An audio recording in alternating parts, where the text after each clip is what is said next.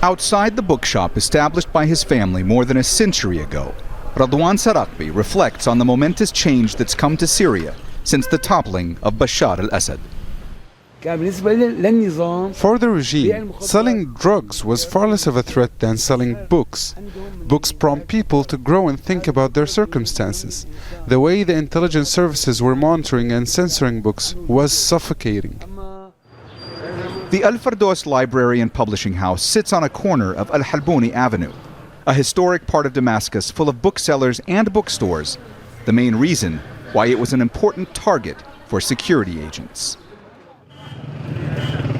Around the corner, Fadi al-Imam recounts the difficulties he also used to face and rejoices at no longer having to hide any of the books he's selling.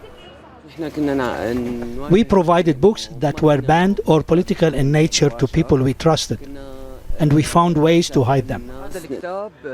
He shows me how the cover of a book on the banned list was replaced with the cover of one that had been approved. Fadi says he once considered leaving Syria, but when given the chance, despite all the cultural and political repression of the previous government, decided against it. I teared up at the thought of leaving my customers. I love them so much, and I can only show it by providing them with books. One Syrian university student tells me how different the mood here is today when compared to the Orwellian atmosphere he used to encounter.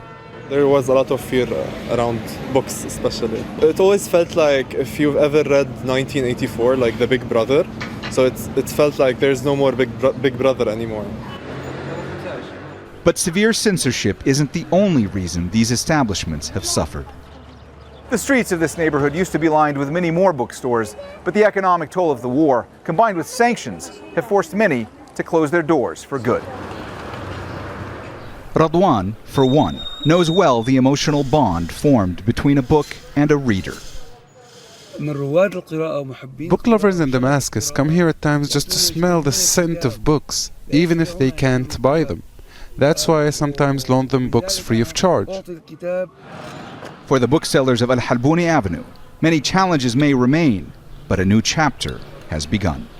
Mohammed, Jamjoom, Al Jazeera, Damascus. Make sure to subscribe to our channel to get the latest news from Al Jazeera.